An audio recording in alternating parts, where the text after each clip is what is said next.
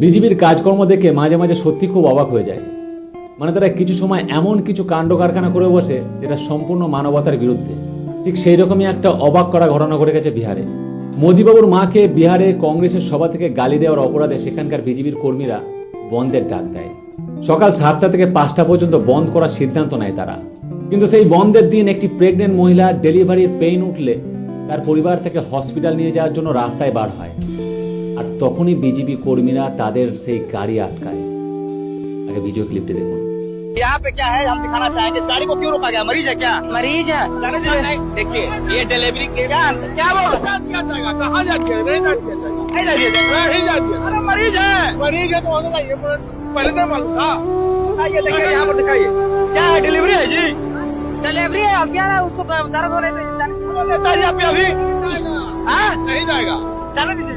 वो रास्ता निकल गया, उधर नहीं निकल गया, ऐसा नहीं जा दीजिएगा। 7 बजे से 12 बजे तक बंद है डिलीवरी। नेताजी সত্যি মানে কিছু বলার নেই।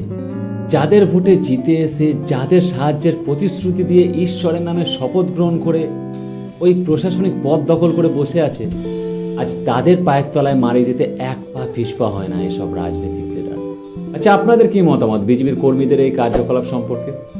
আপনি যে দলের সমর্থক হন না কেন, মন থেকে বলুন তারা কি এই কাজটা ঠিক করেছে?